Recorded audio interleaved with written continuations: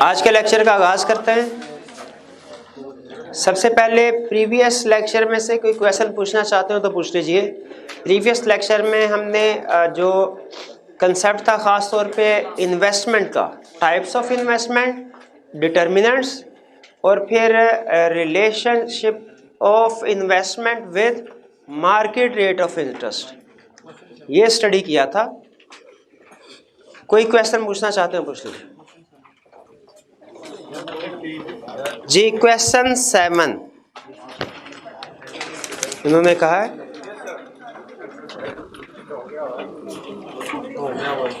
Seven a briefly explain the relationship between consumption, income and saving. तो मैं simple है कि consumption plus saving is equal to income. ठीक है, income के दो हिस्से होते हैं, कंजम्पशन और saving. B, how does an increase of income effect the level of consumption in an economy. Increase in income level of consumption को कैसे इफेक्ट करता है? इनकम इंक्रीज होगी तो कंजम्पशन भी इंक्रीज होगी।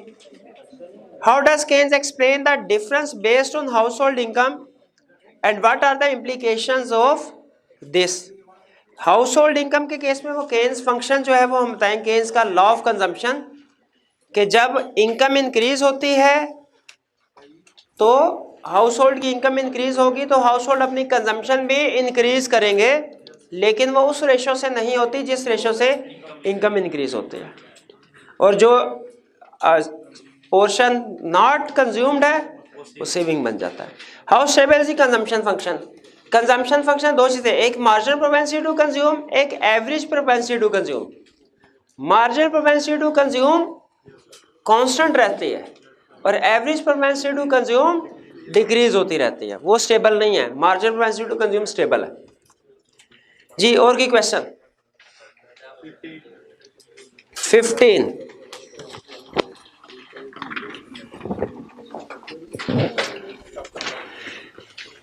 explain how a fall in interest rate will affect the level of investment, part A, with the help of diagram। क्या करेंगे?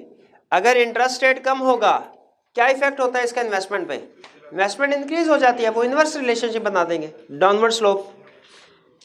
How might the motives for an investment by a government and a private sector firm differ and give example of project that they might undertake. Autonomous investment और induce investment की बात कर रहा है। जो government projects investment लगाती है उसका ऑब्जेक्टिव प्रॉफिट अर्न करना नहीं होता, उसका ऑब्जेक्टिव होता है सोसाइटी को सर्व करना। और जो प्राइवेट प्रोजेक्ट्स होते हैं उनका ऑब्जेक्टिव प्रॉफिट अर्न करना होता है। जो डैम्स कंस्ट्रक्ट होते हैं, हॉस्पिटल, कॉलेजेस वगैरह जो हैं गवर्नमेंट, ये गवर्नमेंट प्रोजेक्ट्स की एग्जांपल्स है जी। ऑटोनोमस इन्वेस्टमेंट से हम कहते हैं। और जो मशीनरी परचेज करना, फैक्ट्री कंस्ट्रक्ट करना, ये प्राइवेट इन्वेस्टमेंट की एग्जांपल्स है जी। Complete the following sentence. If dash generated from investment is greater than dash, then profit maximizing firm will invest. If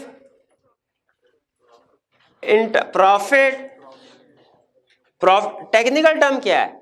अगर बताना क्या चाह रहा है, फर्म उस वक्त इन्वेस्टमेंट करेगी अगर उसका जो प्रॉफिट है वो इंटरेस्ट से ज्यादा होगा। तो प्रॉफिट को हमने क्या नाम दिया था? IRR भी से कहते थे। MAC, marginal efficiency of capital, is greater than market rate of interest। ठीक है, if marginal efficiency of capital generated from investment is greater than the market rate of interest, profit maximizing firm will invest। What might cause a shift in the marginal efficiency of capital curve? Shift कैसे हो सकता है? Interest rate से क्या? नहीं, interest rate तो primary determinant है, shift तो अदर डिटर्मिनेंट से होगा। पूछ क्या रहा है? Determinants of investment. Determinants of investment, क्या डिटर्मिनेंट्स है इन्वेस्टमेंट के मेरे भाई? दो तरह के, शॉर्ट टर्म भी है, लॉन्ग टर्म भी है जी। क्लियर हो गया ये क्वेश्चन जिन्होंने पूछा था? और कोई क्वेश्चन? और कोई नहीं? चलिए आज चैप्टर 7 को कंक्लूड करते हैं। छोटे छोटे कंसेप्ट है इसमें, क्योंकि 15-20 मिनट में मेरा ख्याल है कंप्लीट हो जाएगा। इसके बाद हमने टेस्ट की डिस्कशन करनी है। हमारे मेरे ख्याल 2-3 टेस्ट पेंडिंग है, उनकी डिस्कशन नहीं हुई, तो वो टेस्ट की इसीलिए आज आपको क्लास में टेस्ट डिस्ट्रीब्यूट किए गए हैं। जी, कंसेप्ट स्टडी करने जा रहे हैं आज हम 2। पहला कंसेप्ट इन्वेस्टमेंट के बारे में हमने पढ़ा, इसके डिटरमिनेंट्स के बारे में पढ़ा। क्या गवर्नमेंट को इन्वेस्टमेंट इंक्रीज करनी चाहिए विद इन द इकोनॉमी? कोशिश करनी चाहिए, बिल्कुल, क्योंकि इन्वेस्टमेंट इंक्रीज होगी तो एग्रीगेट डिमांड इंक्रीज होगी, एग्रीगेट डिमांड इंक्रीज होगी तो इकोनॉमी में आउटपुट में इजाफा होगा, अनएम्प्लॉयमेंट कम होगी। इसीलिए गवर्नमेंट की, हर कंट्री की गवर्नमेंट की कोशिश होती है कि इन्वेस्टमेंट ज्यादा से ज्यादा हो। इसके लिए गवर्नमेंट क्या कोशिश कर सकते हैं? गवर्नमेंट क्या कोशिश कर सकते हैं इन्वेस्टमेंट बढ़ाने के लिए? ये हम स्टडी करने जा रहे हैं आज। Government policies to influence level of investment in a country. एक कंट्री में गवर्नमेंट कैसे इन्फ्लुएंस कर सकती है लेवल? आपके ख्याल में क्या पाकिस्तान की गवर्नमेंट पाकिस्तान में जो इन्वेस्टमेंट हो रही है उनको इन्फ्लुएंस कर सकती है? बिल्कुल, पॉजिटिव वे में भी, नेगेटिव वे में भी गवर्नमेंट की पॉलिसीज इफेक्ट करती हैं इन्वेस्टमेंट को, इन्वेस्टर्स को। पहले बता रहे हैं इन्फ्लुएंसिंग इंटरेस्ट रेट। गवर्नमेंट कैसे इंटरेस्ट रेट को इन्फ्लुएंस करे तो इन्वेस्टमेंट ज्यादा होगी? इंटरेस्ट रेट डिक्रीज कर दे, बिल्कुल। इंटरेस्ट रेट डिक्रीज करने से लोन लेना इन्वेस्टर्स के लिए आसान हो जाएगा, बोरोइंग आसान हो जाएगी, और वो बोरोइंग करेंगे तो इन्वेस्टमेंट बढ़ाएंगे, मशीनरी वगैरह खरीदेंगे, नई फैक्ट्रीज लगाएंगे। इन्फ्लुएंसिंग कंजम्पशन, कंजम्पशंस को इन्फ्लुएंस करके। अब एक तरफ देखें, इंटरेस्ट रेट के जरिए इन्वेस्टर को इनकरेज कर रहे हैं कि आप फंड्स लीजिए और नई फैक्ट्रियां बनाएं। दूसरी तरफ लोगों को इनकरेज कर रहे हैं आप भी ज्यादा से ज्यादा चीजें खरीदें, क्योंकि अगर लोग चीजों की डिमांड ज्यादा करेंगे, ज्यादा पैसे खर्च करेंगे, तो ही इन्वेस्टर जो है वो इन्वेस्टमेंट को बढ़ाएगा। अगर कंट्री में गाड़ियों की डिमांड ज्यादा होगी तो कार मैन्युफैक्चर इन्वेस्टमेंट करेंगे, नया प्लांट लगाएंगे ना। तो वो दोनों एंड से, कंज्यूमर के एंड से भी और इन्वेस्टर के एंड से भी इन्फ्लुएंस कर रही है गवर्नमेंट। गवर्नमेंट कंजम्पशन को इंक्रीज कैसे? मनी सप्लाई बढ़ा दे। अब मनी सप्लाई तो आपको बताया था ना, नोटों की तादाद कितनी है विद इन द कंट्री, उसे कहते हैं मनी सप्लाई। अगर मनी सप्लाई बढ़ जाए, गवर्नमेंट ज्यादा नोट जो है सर्कुलेट करे इकोनॉमी में, तो लोगों के पास पैसे ज्यादा नोट्स आएंगे, कंजम्पशन ज्यादा होगी, डिमांड ज्यादा होगी चीजों की। इन्वेस्टर भी जब देखेगा मार्केट में ज्यादा डिमांड है, नए कारखाने लगाएगा, न्यू इन्वेस्टमेंट क्रिएट होंगी, तो कंजम्पशन को इन्फ्लुएंस कर सकते हैं। और गवर्नमेंट स्पेंडिंग, गवर्नमेंट अपने खर्चों को बढ़ा सकते हैं इंटरेस्ट रेट को कम करके, कंजम्पशन को इंक्रीज करके, जो लोगों की कंजम्पशन है, अपनी स्पेंडिंग इंक्रीज करके। कैसे? आपने शायद वो आजकल कुछ वो टीवी वगैरह पे डिस्कशन होती है बाज़-औक़ात, कुछ ऐसा पहले की बात है कि जब 50 लाख घर बनेंगे तो उनके साथ पता नहीं क्या कहते हैं 60 इंडस्ट्रीज ऐसी हैं जो डायरेक्टली इफेक्ट होंगी और उनमें भी इकोनॉमिक एक्टिविटी बढ़ेगी। इस तरह की बात आपने पढ़ी होगी या सुनी होगी? हैं, सुने? चलें, कोई बात नहीं। अच्छा, मुझे ये बताइए, किसी जगह पे जब एक गवर्नमेंट डिसाइड करती है कि रोड कंस्ट्रक्ट करनी है, क्या उससे फायदा सिर्फ अवाम को होता है कि प्राइवेट इन्वेस्टर को भी फायदा होता है? प्राइवेट इन्वेस्टर को बहुत, भाई सरिया तो यूज होगा ना, उधर रेत बजरी भी यूज होगी, ठीक है, मजदूरों को नौकरियां भी मिलेगी, ठीक है, इसके अलावा वो ट्रैक्टर वगैरह भी तो इस्तेमाल होंगे वहाँ पे, वो भी मशीनरी भी इस्तेमाल होगी। तो आप एग्री करते हैं कि गवर्नमेंट के एक प्रोजेक्ट से बहुत से दूसरे लोगों को भी काम मिलता है, रोजगार मिलता है और बिजनेस ट्रांजैक्शंस बढ़ती हैं। एग्जैक्टली उसी कंसेप्ट में कह रहा है, अगर आपने with in the country investment बढ़ानी है, गवर्नमेंट अपनी स्पेंडिंग बढ़ाए, कोई ना कोई कारखाना जो है वो, कोई डैम जो है उसको कंस्ट्रक्ट करना शुरू कर दे, कोई नेशनल हाईवे रोड बनाना शुरू कर दे, ताकि जब इन्वेस्टमेंट, गवर्नमेंट की स्पेंडिंग बढ़ेगी तो साथ में रिलेटेड इंडस्ट्रीज जो हैं उनमें भी इन्वेस्टमेंट बढ़ेगी। Next, encouraging technological development, technology upgrade होगी, डेफिनेटली उसमें इन्वेस्टमेंट भी होगी। स्टिमुलेटिंग बिजनेस कॉन्फिडेंस, बिजनेसमैन जो है लोगों को तो बुला के मीटिंग कंडक्ट करके उनका कॉन्फिडेंस बूस्ट करने की कोशिश की जाए। ऑप्टिमिस्ट जो बिजनेसमैन होंगे वो ज़्यादा इन्वेस्टमेंट करेंगे। जो पेसिमिस्ट बिजनेसमैन होते हैं वो जब देखते हैं मुल्क के हालात ठीक नहीं, इन्वेस्टमेंट नहीं करते। Encouraging investing firms, investing firms को इनकरेज किया जाए। अच्छा, इन दोनों में क्या फ़र्क है? Stimulating business confidence, business confidence भी तो इन्वेस्टर्स का ही होता है। हाँ, यहाँ इंडिविजुअल कर रहे, इन्वेस्टर का प्रोड्यूसर कर ले, यहाँ पे उन्हें इनकरेज किया जाएगा डिफरेंट इंसेंटिव देके, जैसे टैक्स में रिडक्शन देके, सब्सिडीज प्रोवाइड करके, ठीक है, कि जो एक्सपोर्ट सेक्टर्स हैं उनको सब्सिडीज प्रोवाइड की जाएगी। अब डेफिनेटली जब सब्सिडी मिलेगी वो अपनी प्रोडक्शन ज़्यादा करेंगे, इन्वेस्टमेंट बढ़ाएंगे। ये कुछ 5-6 फैक्टर्स हैं, पॉलिसीज हैं जिनके ज़रिए से गवर्नमेंट मुल्क में प्राइवेट इन्वेस्टमेंट को इन्फ्लुएंस कर सकती है, प्राइवेट इन्वेस्टमेंट को इन्फ्लुएंस कर सकती है। कोई प्रॉब्लम तो नहीं इसमें? इंटरेस्ट रेट इन्फ्लुएंस करके, डिक्रीज करके, कंजम्पशन, सप्लाई ऑफ मनी के जरिए से, गवर्नमेंट स्पेंडिंग इंक्रीज करके, रिलेटिंग इंडस्ट्री में भी इकोनॉमिक एक्टिविटी बढ़ जाती है, टेक्नोलॉजिकल डेवलपमेंट प्रमोट करके, बिजनेस कॉन्फिडेंस स्टिमुलेट करके, और जो इन्वेस्टिंग फर्म्स हैं उनको सब्सिडीज वगैरह के जरिए से इनकरेज कर। कोई मुश्किल कंसेप्ट तो नहीं था। इसी तरह के कंसेप्ट ये भी है, बल्कि उससे भी आसान। कहते हैं मुल्क में इंटरेस्ट रेट, आप अक्सर देखते होंगे अखबारों में कि स्टेट बैंक ऑफ पाकिस्तान ने मॉनेटरी पॉलिसी अनाउंस कर दी है और उसमें रेट ऑफ इंटरेस्ट शरह सूद जो है वो 0.5% बढ़ा दिया या कम कर दिया। कह रहा है ये इंटरेस्ट रेट जो होता है इसके चेंज होने से इकोनॉमी पे क्या असर पड़ता है, क्या फर्क पड़ता है इंटरेस्ट रेट के चेंज होने से। एग्जाम्पल हमने कंसेप्ट समझना है, डिक्रीज इन इंटरेस्ट रेट के साथ भी समझ सकते हैं, इंक्रीज इन इंटरेस्ट रेट के साथ भी समझ सकते हैं, क्योंकि जो डिक्रीज का इफेक्ट होगा इंक्रीज उसका अपोजिट होगा, जो इंक्रीज का इफेक्ट होगा डिक्रीज उसका अपोजिट होगा। तो हमने पास्ट पेपर के क्वेश्चन देखा कि ज्यादातर आईकैप कैसे पूछता है, आईकैप ज्यादातर डिक्रीज इन इंटरेस्ट रेट का इफेक्ट पूछ रहा था। हमने कहा चले हम भी इसी तरीके से पढ़ लेते हैं, लेकिन अगर इंक्रीज का भी पूछ ले वो इसका अपोजिट होगा, वो कोई डिफरेंट कंसेप्ट नहीं होगा। इंटरेस्ट रेट डिक्रीज हुआ, सेविंग पे क्या फर्क पड़ेगा? कम क्यों हो जाएगी सेविंग इंटरेस्ट रेट डिक्रीज होने से? लोग कहेंगे भैया अब बैंक से इंटरेस्ट मिलना ही नहीं है तो बैंक में पैसे रखने का फायदा। सेविंग डिक्रीज, जब सेविंग डिक्रीज होगी, सेविंग और कंजम्पशन का रिलेशनशिप, तो कंजम्पशन पे क्या फर्क पड़ेगा? पहला fact clear, interest rate decrease होगा तो सेविंग डिक्रीज, कंजम्पशन इंक्रीज।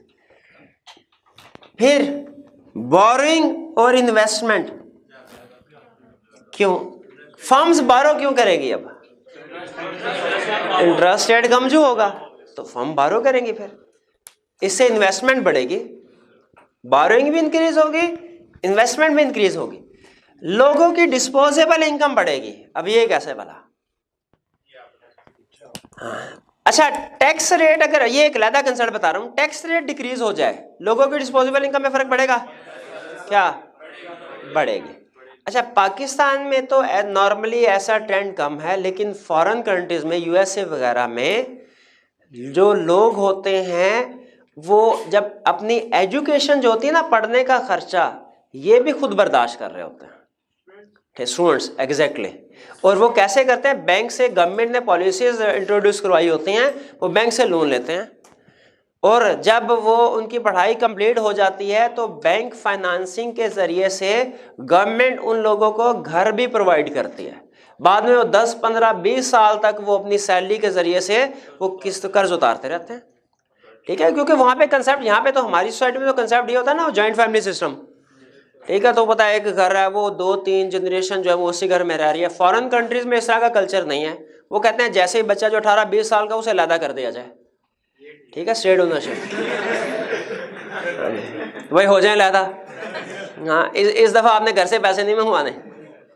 तो वहां पे जो लोग होते हैं ऑन एवरेज उनकी इनकम का एक बड़ा हिस्सा बैंक का कर्ज उतारने में और सूद देने में निकल जाता है। अब उस एग्जाम्पल को ध्यान में रखें, पाकिस्तान की एग्जाम्पल नहीं, उस एग्जाम्पल को, अगर इंटरेस्ट रेट डिक्रीज हो जाता है उनको फायदा होगा नुकसान होगा? उनकी डिस्पोजेबल इनकम बढ़ जाएगी। ठीक है। फिस्कल डेफिसिट गवर्नमेंट का कम हो जाएगा। भैया ये कैसे कम होगा? फिस्कल डेफिसिट पता है आपको क्या होता है? फिस्कल बजट क्या होता है? गवर्नमेंट का पूरे साल के इनकम और एक्सपेंस। क्या पाकिस्तान जैसी गवर्नमेंट है, इसकी इनकम ज्यादा होगी पूरे साल की या एक्सपेंसेस? हाँ, तो बिल्कुल ठीक है। अच्छा, एक्सपेंसेस ज्यादा है, शॉर्टफॉल आ गया। गवर्नमेंट शॉर्टफॉल कैसे फिल करती है? लोन लेके। वो गवर्नमेंट को जहां से लोन मिलने की ऑप्शन होती है, गवर्नमेंट वहां से लोन मांगती है। पाकिस्तान के कमर्शियल बैंक से भी, बाहर के बैंक से भी, आई इंटरनेशनल फंड से भी, पाकिस्तान लोकल से भी। अगर पाकिस्तान की गवर्नमेंट ने लोन लिए हुए हैं कमर्शियल बैंक से और इंटरेस्ट रेट कम हो जाता है, गवर्नमेंट को फायदा है कि नहीं? बिल्कुल फायदा है। क्या? इंटरेस्ट कम पे करना पड़ेगा, फिस्कल डेफिसिट खत्म नहीं होगा, क्योंकि फिर भी यहाँ जितना को लोन लिया हुआ कि डेफिसिट फिर भी रहेगा, लेकिन अब क्या होगा? कम हो जाएगा। और outflow of funds to other countries, international investor जो बैठा हुआ है वो अपना पैसा पाकिस्तान से निकाल के इंडिया में ले जाएगा, बांग्लादेश में। क्यों? जहां इंटरेस्ट रेट ज्यादा होगा। ठीक है, ये कुछ समझ आई आपको? इंटरेस्ट सब समझ? तो बताइए, अगर इंटरेस्ट रेट ज्यादा होगा, इंक्रीज इंटरेस्ट रेट का, आजकल पाकिस्तान में इंटरेस्ट रेट इंक्रीज हो रहा है ना, उलट बताइए ना क्या होगा? सेविंग ज्यादा, बैंक में पैसे रखेंगे क्योंकि ज्यादा इंटरेस्ट मिल रहा है, कंजम्पशन कम हो जाएगी, बोरिंग क्योंकि उनके लिए कॉस्ट ऑफ बोरिंग ज्यादा है फर्म्स के लिए, इन्वेस्टमेंट कम हो जाएगी, डिस्पोजेबल इनकम क्योंकि अब ज्यादा हिस्सा इंटरेस्ट के तौर पे देना पड़ेगा, फिजिकल डेफिसिट बढ़ जाएगा, गवर्नमेंट की इंटरेस्ट पेमेंट बढ़ गई, इनफ्लो फंड होगा, इंटरनेशनल इन्वेस्टर कहेगा पाकिस्तान में तो बड़ा रेट ऑफ इंटरेस्ट मिलता है, इंडिया से पाकिस्तान में आ जाएंगे। मॉर्टगेज होता है उधार पे, जब आपने घर बनाया हो, उधार लेके घर बनाया हो, इसे कहते हैं मॉर्टगेज। हाँ, बनाना, हाँ घर। अच्छा, तरसी हुई नजरों से मुझे देख रहा है भाई, जो लोन लेके जो मर्जी कर लो, मुझे क्या इतराज है मेरे भाई, जो मर्जी कर लो। हाँ, लेकिन बैंक सिर्फ घर बनाने के लिए कर्जा देता है, जो मकसद आपके जहन में उसके लिए बैंक कर्जा नहीं देता।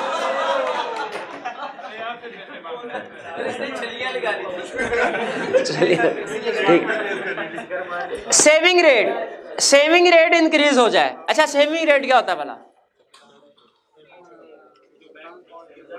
जो बैंक सेविंग रेट नहीं, ये जो पूरे इकोनॉमी के अंदर लोगों की कंजम्पशन सेविंग है, ये वो है।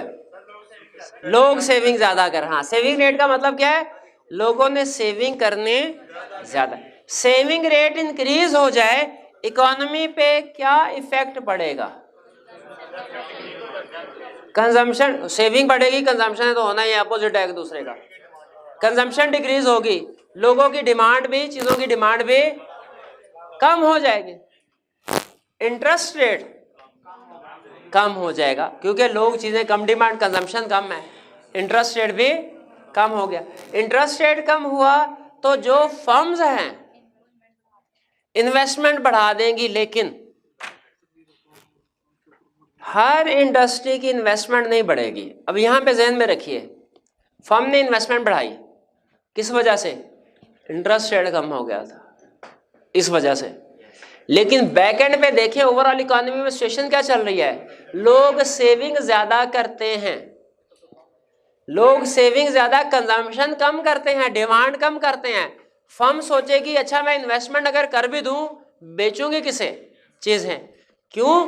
क्योंकि लोगों की डिमांड तो कम है, इकोनॉमी के अंदर सेविंग ज्यादा हो रही है, इसीलिए इन्वेस्टमेंट होगी जरूर, हर सेक्टर में नहीं, सिर्फ उन सेक्टर में जो बेसिक नेसेसिटीज वाले हैं। फॉर एग्जांपल सिलेक्टेड सेक्टर्स में, यूं कह लें, हर सेक्टर में नहीं, क्योंकि ओवरऑल इकोनॉमी का ट्रेंड सेविंग का है, कंजम्पशन का नहीं है। कंजम्पशन कम है, नई इन्वेस्टमेंट कर भी दी आपने, चाहे देखें बिजनेसमैन पता क्या कहता है? वो कहता है मुझे रेट ऑफ इंटरेस्ट से गर्ज नहीं है, रेट ऑफ इंटरेस्ट 0% होना स्टिल पॉसिबिलिटी है मैं कोई इन्वेस्टमेंट ना करूं। क्यों? अगर इकोनॉमी में डिमांड ही नहीं, और रेट ऑफ इंटरेस्ट 20% है, मैं फिर भी इन्वेस्टमेंट करने को तैयार हूं, क्या? अगर इकोनॉमी में डिमांड। तो बैकएंड पे देखें, जब डिमांड या कंजम्पशन ही नहीं है तो इंटरेस्ट रेट कम होने से इन्वेस्टमेंट बढ़ेगी जरूर, लेकिन थोड़ा बहुत सिलेक्टेड सेक्टर्स में, हर सेक्टर में नहीं बढ़ेगी।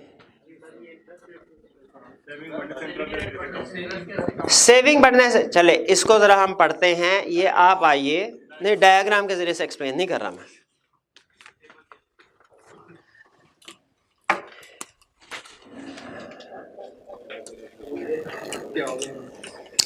एक नेक्स्ट कंसेप्ट है, मैं जरा उसकी लिंकिंग सोच लूं कि आपको कैसे समझाना है। ये जो इफेक्ट है ना इंटरेस्ट रेट का, ये इसके समझाने के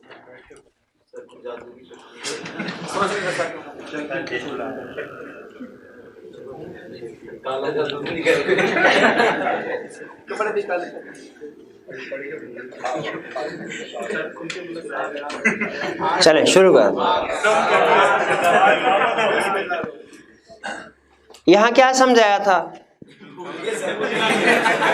गवर्नमेंट इन्वेस्टमेंट को कैसे इंक्रीज कर सकती है, कंजम्पशन कैसे इंक्रीज की?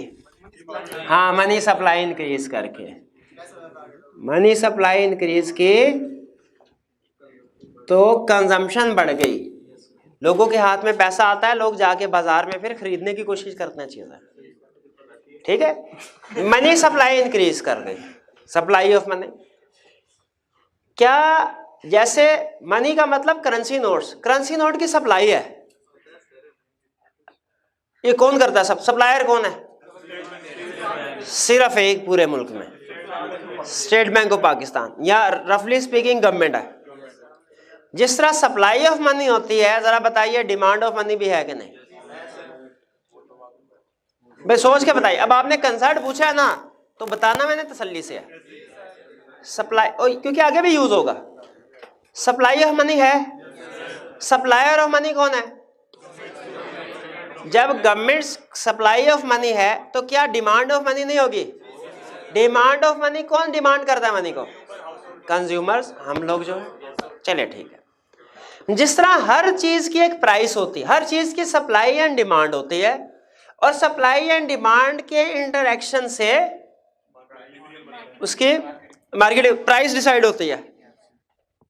उसी तरह क्या सप्लाई ऑफ मनी है, सप्लाई ऑफ डिमांड है, दोनों के इंटरेक्शन से उनकी प्राइस डिसाइड होगी। मनी की प्राइस, मनी की प्राइस क्या होती है? बाकी चीजों की प्राइस तो होती है इन टर्म्स ऑफ मनी। ये मनी की डिमांड और सप्लाई होगी, इसकी प्राइस क्या होगी? Interest rate. Interest rate. अब जरा देखिए, नहीं अभी नहीं कमाल हुआ भाई, अभी जरा देखिए। हाँ, डायग्राम से, ठीक है। ये इधर रख लेते हैं क्वांटिटी, इधर रखते हैं रेट ऑफ इंटरेस्ट। ये क्वांटिटी ऑफ मनी, बिल्कुल ठीक है, क्वांटिटी ऑफ मनी, ठीक है। ये कर्व है मनी डिमांडेड कर्व। जब रेट ऑफ इंटरेस्ट ज्यादा है, लोग कम पैसे डिमांड कर रहे हैं कि ज्यादा? कम। और जब रेट ऑफ इंटरेस्ट कम है, लोग कहेंगे ज्यादा। एक मिनट है, एक मिनट है। रेट ऑफ इंटरेस्ट कम है, अगर रेट ऑफ इंटरेस्ट कम हो जाए, रेट ऑफ इंटरेस्ट कम हो गया, आप बैंक से पैसे निकलवाएंगे कि बैंक में जाके रखवाएंगे? निकलवाएंगे, निकलवाएंगे। मैं भी यही कह रहा हूँ यार, भाई मुझे समझाने तो थे। पैसे निकलवाएंगे तो डिमांड फॉर मनी मुल्क में ज्यादा हुई कि कम हुई? तो रेट ऑफ इंटरेस्ट कम होगा, डिमांड ज्यादा है। रेट ऑफ इंटरेस्ट ज्यादा है, डिमांड कम है। क्लियर हो गया ये? ठीक है। अच्छा, अब जब डिमांड फॉर मनी हमारी कम हुई, अब देखिए जैसे मैंने इफेक्ट बताया था ना कि प्राइस का इफेक्ट डिमांड पे कुछ और है, डिमांड का इफेक्ट प्राइस पे कुछ और है, ठीक है। अब बैंक के पॉइंट ऑफ व्यू से सोचें, बैंक के पॉइंट, ये डायग्राम समझ आ गई ना? बस ये, बाकी इसके बाद नेक्स्ट इस चैप्टर में समझाऊंगा। कंज्यूमर के पॉइंट ऑफ व्यू से सोचें, रेट ऑफ इंटरेस्ट ज्यादा, rate of interest come. Bank के पॉइंट ऑफ व्यू से सोचें, अगर इकोनॉमी में डिमांड फॉर गुड्स कम है, लोग पैसे ज्यादा डिमांड करेंगे कि कम? सोच के बताना भाई। कम डिमांड करेंगे, बैंकर बन के सोचे, रेट ऑफ इंटरेस्ट ज्यादा करेंगे कि कम? रेट ऑफ इंटरेस्ट ज्यादा करेंगे क्या कम? कम करेंगे। क्यों? क्योंकि आप बैंकर है, आप लोगों को अट्रैक्ट करना चाहते हैं। लोग डिमांड नहीं कर रहे एक चीज की, जब लोग किसी चीज की डिमांड नहीं कर रहे होते उसकी प्राइस क्या होती है? कम हो जाती है। जिस चीज की डिमांड कम हो, अब देखिए डिमांड चीजों की कम हुई, डिमांड फॉर मनी भी कम हुई। जब डिमांड फॉर मनी कम होगी तो फिर प्राइस ऑफ मनी भी कम होगी, और प्राइस ऑफ मनी क्या होती है? इंटरेस्ट रेट भी कम होगा। तो डिमांड के कम होने से इंटरेस्ट रेट कैसे कम होगा, ये बात समझ आ गई? क्लियर हो गया? क्योंकि जब चीजों की डिमांड कम हुई, लोग पैसे डिमांड नहीं कर रहे, लोग पैसे डिमांड, बैंक उनको इनकरेज करना चाहता है, भैया पैसे लीजिए जाके खर्च कीजिए। बैंक कैसे इनकरेज कर सकता है? रेट ऑफ इंटरेस्ट कम करके। इसीलिए जब डिमांड कम होती है, रेट ऑफ इंटरेस्ट कम। आखिरी क्वेश्चन मुझे बताइए, वही जो चैप्टर 2 में भी मसला आता रहा है। यहां पे कंसेप्ट ये सिखाया जा रहा है कि मनी डिमांडेड और इंटरेस्ट रेट में इनवर्स रिलेशनशिप है। इंटरेस्ट रेट कम होगा, मनी डिमांडेड ज्यादा, इंटरेस्ट रेट ज्यादा होगा, रेट कम। लेकिन यहां पे तो ये सिखाया जा रहा है डिमांड कम तो इंटरेस्ट रेट कम।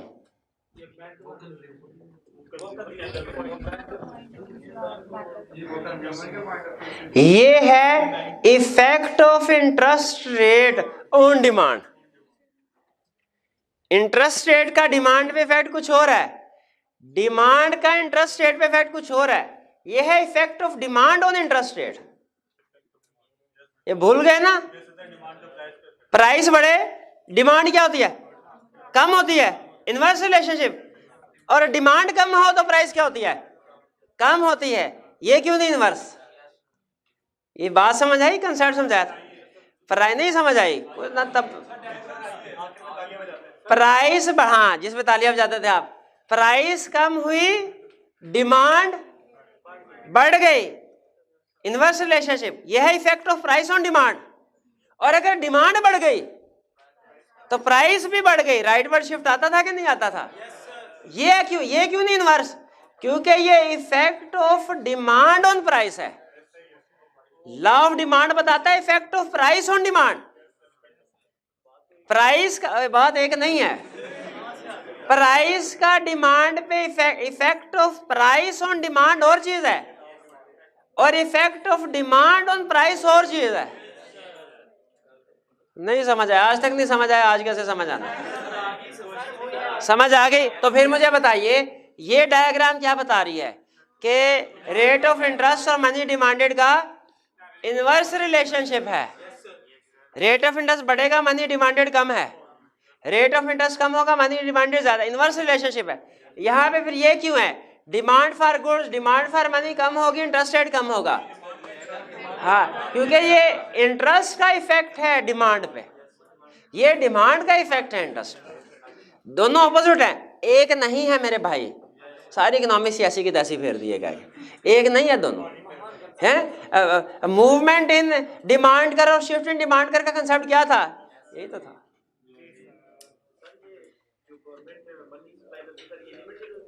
हाँ, गवर्नमेंट जो सप्लाई ऑफ मनी करती है, ये मैं बताना नहीं चाह रहा था, लेकिन मुझे बताइए क्या यहां तक आपको समझ आ गई?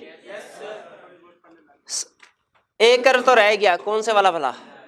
Supply money. अब देखिए, सप्लाई मनी सप्लाई का कर्व ये है, क्योंकि ये रेट ऑफ इंटरेस्ट पे। क्या ऐसा होगा मुल्क में रेट ऑफ इंटरेस्ट ज्यादा है, गवर्नमेंट कहेगी ज्यादा नोट छापो?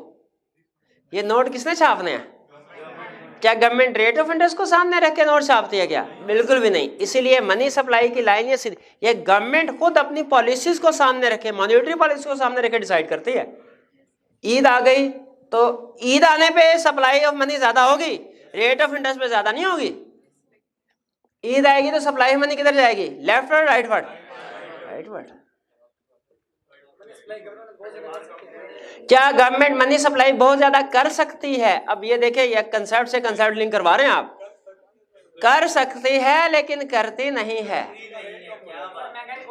ये चीज महंगाई बहुत ज्यादा हो जाएगी, ये कहां से सीखा आपने? आपको किसने बताया? नहीं, मैंने तो ये बात नहीं बताई।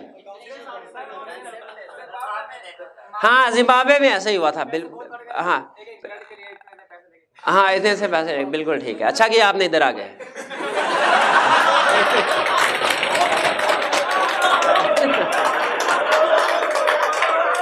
नहीं, मेरा ये मतलब नहीं था यार, अब बात को दूसरी तरफ ले गया। मेरे कहने का मतलब था कि क्लास लेने आ गए हैं, क्लास में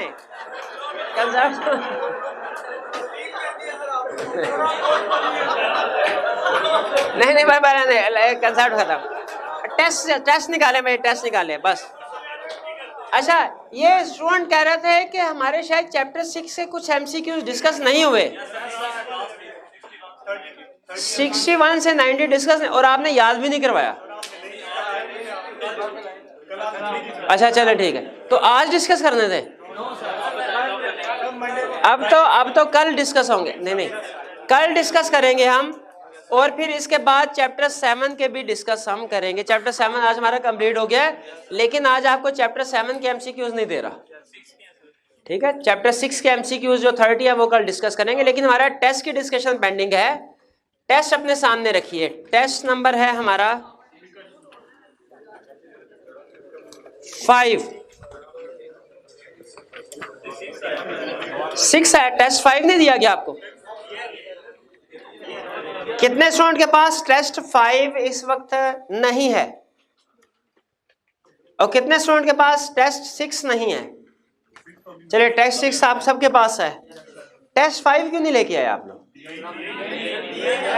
भाई मुझे तो उन्होंने रिपोर्ट दिया टेस्ट 5। भैया टीए को बुलाइएगा जरा, टेस्ट 5 भी मैंने। चलिए टेस्ट 6 डिस्कस कर लेते हैं। अभी हमने 5, 6 और 7 3 टेस्ट डिस्कस करने हैं ना। चलिए डेली का एक डिस्कस करते हैं, आज 6 कर लेते हैं, कल फिर 5 कर लेंगे। मैं उसे कहता हूँ कल डिस्ट्रीब्यूट कर दें। टेस्ट 6 ये हुआ था हमारा दिसंबर 19 को, और ये चैप्टर 1 का है। सबसे पहला, list the 4 types of resources known age factor of production and identify how each is rewarded. Land, labour, capital, entrepreneur. और बताइए लैंड को क्या रिवार्ड मिलता है?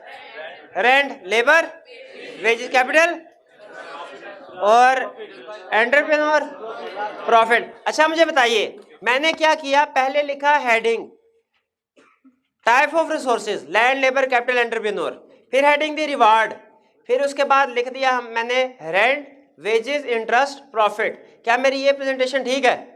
नहीं, पैरेलल लिखना है, क्योंकि अगर ऊपर सारे फैक्टर ऑफ प्रोडक्शन नीचे सारे रिवार्ड लिख देंगे तो ये क्लासिफाई करना मुश्किल होगा कौन सा रिवार्ड किस फैक्टर ऑफ प्रोडक्शन का है। तो कोशिश करें हाँ पैरेलल लिखें।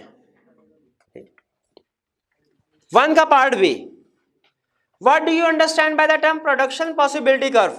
Why is PPC downward sloping and concave to the origin? Production possibility curve क्या है? मुझे सिर्फ थोड़ी सी डेफिनेशन याद है। It is a combination of 2 goods which a consumer, which an economy can produce using all of its resources fully and efficiently. efficient, बिल्कुल। PPC downward क्यों है? डाउनवर्ड क्यों है? क्योंकि एक चीज की प्रोडक्शन बढ़ाने के लिए रिसोर्सेज जो लिमिटेड है, एक ही प्रोडक्शन बढ़ानी है, दूसरे की कम करनी पड़ेगी ना।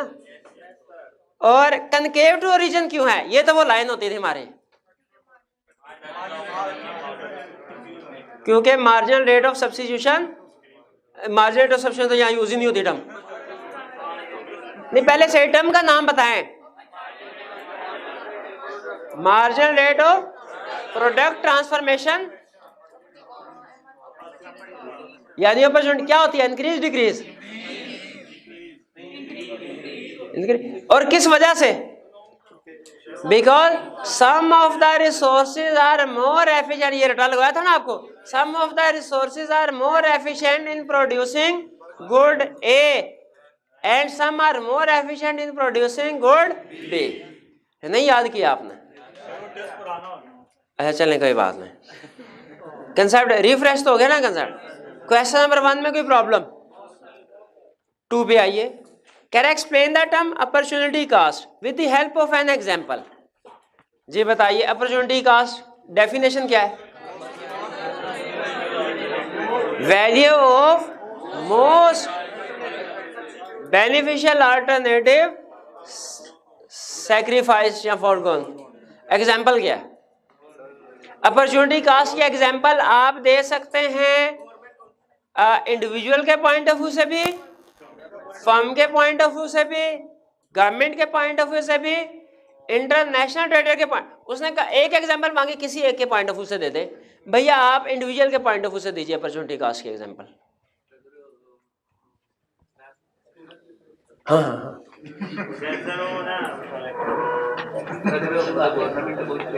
गवर्नमेंट कहाँ से? मैंने इंडिविजुअल की एग्जांपल मांगी है। आपके पास अनलिमिटेड पैसे हैं, लिमिटेड है, अगर आपको दो चीजें कौन सी पसंद है बताइए? फलों में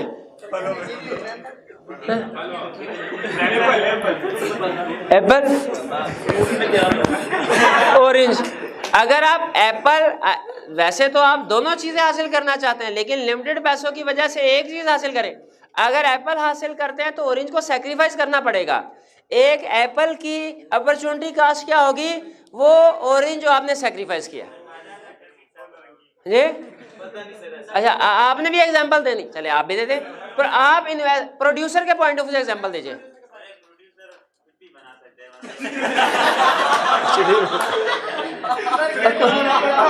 और कुछ भी नहीं बना सकता प्रोड्यूसर, अनलिमिटेड फैक्टर प्रोडक्शन नहीं है उसके पास। जी हाँ बिल्कुल शाबाश, ये चीज वो कह रहा है सर, ये सियालकोट में कंपनी है, वो उसके पास जो लकड़ी आती है वो लिमिटेड उसके रिसोर्सेज है, या तो क्रिकेट का सामान बना सकते हैं या हॉकी का। अगर क्रिकेट का सामान बनाती है तो हॉकी का सामान जो नहीं बना रहे, अगर वो गुड ए से रेवेन्यू जनरेट करती है तो गुड बी जिसको उसने सैक्रिफाइस किया उसका रेवेन्यू उसकी अपॉर्चुनिटी कॉस्ट है। गवर्नमेंट के पॉइंट ऑफ व्यू से क्या एग्जांपल है? जी आप बताइए गवर्नमेंट के पॉइंट ऑफ व्यू से अपॉर्चुनिटी कॉस्ट। हाँ शाबाश, गवर्नमेंट अगर रोड बना रही है तो जो हॉस्पिटल वो बना सकती थी, सैक्रिफाइस किया, वो उसकी अपॉर्चुनिटी कॉस्ट है। इसी तरह इंटरनेशनल ट्रेडर्स के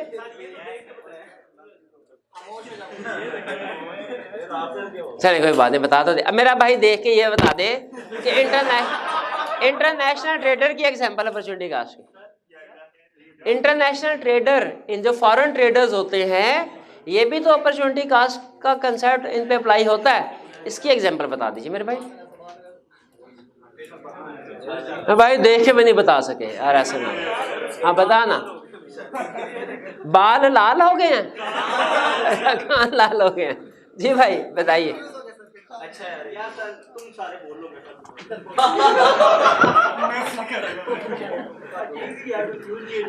अगर फॉरेन ट्रेडर्स एक्सपोर्ट करते हैं तो जो लोकल मार्केट से सेल करके रेवेन्यू हासिल हो सकता था वो उनकी अपॉर्चुनिटी कॉस्ट है। Question 3, highlight the main differences between micro economics and macro economics. ये मेरा भाई मुझे डिफरेंस बताएगा माइक्रो और मैक्रो में। Micro means small, macro means large. आगे सारी बातें छोड़ें, 3-4 टॉपिक्स बता दे जो माइक्रो में डिस्कस होते हैं। कॉलेज माइक्रो है, कॉलेज माइक्रो है। अच्छा और हम मैक्रो है। अच्छा लाहौर मैक्रो है, कॉलेज माइक्रो है, लाहौर मैक्रो है।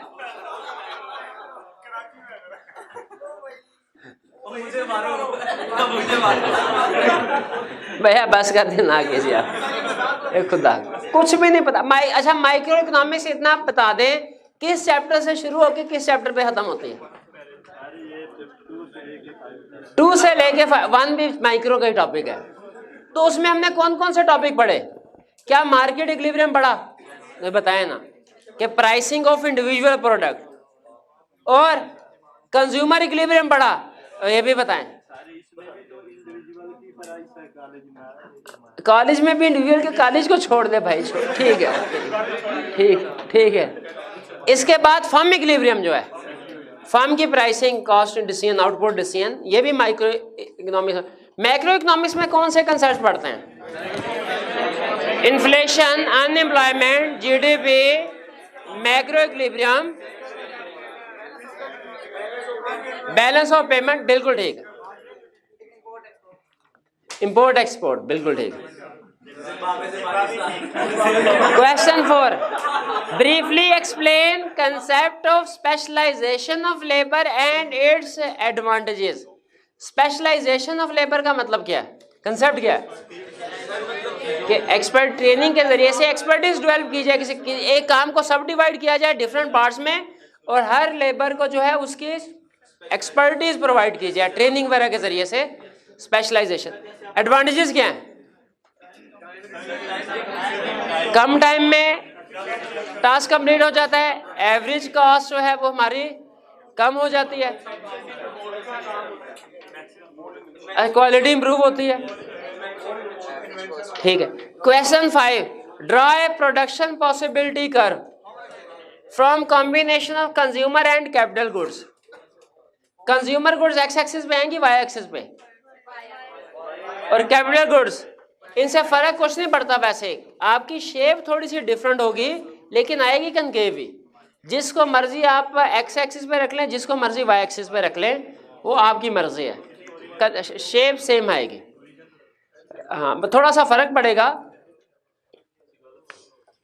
जी। तो ये ड्रॉ करना आता है आपको प्रोडक्शन? होमवर्क से याद है, कल आज के लिए भी कोई होमवर्क दिया हुआ था? कल के लिए आपका होमवर्क, आपने ये प्रोडक्शन पॉसिबिलिटी कर्व 2 दफा ड्रॉ करके लाना है। क्वेश्चन 5 का 6, what is market mechanism, explain how it resolve the basic economic problem. Market mechanism क्या है? फ्री इकोनॉमी में जो डिसीजंस होते हैं, what to produce, how to produce, for whom to produce, ये प्राइस मैकेनिज्म के जरिए से होते हैं। ठीक है। प्राइस मैकेनिज्म क्या है कि डिसाइड करना what to produce, how to produce, found through market forces of demand and supply. How it resolve basic economic problem, what to produce कैसे डिसाइड होता है? प्राइस मैकेनिज्म, जिसकी प्राइस ज्यादा होगी वो प्रोड्यूस हो। हाउ टू प्रोड्यूस कैसे होता है? कॉस्ट कम होगी। And for whom to produce, जिनकी परचेजिंग पावर है, जो अफोर्ड कर सकते हैं, प्राइस पे कर सकते हैं। 6b, briefly state demerits of free market economy. Unemployment का रिस्क होता है, इन्फ्लेशन का रिस्क है, मोनोपोली, अच्छा डिस्ट्रीब्यूशन ऑफ वेल्थ इक्वल होती है, अनइक्वल होती है इसमें, बिल्कुल ठीक है। लॉन्ग रन प्लानिंग नहीं होती। चलिए, ये था टेस्ट 6। मुश्किल तो नहीं था, आसान था। हाँ, आसान था। चलिए, टेस्ट 5 आपको दे दिया गया। टेस्ट 5 आपके पास है? नहीं है। चलिए, टेस्ट 7 है, टेस्ट 5 हो गया कॉपी, टेस्ट 5 है। चलिए, टेस्ट 5 डिस्ट्रीब्यूट कर दीजिए। आज का लेक्चर यहाँ पे खत्म करते हैं। कल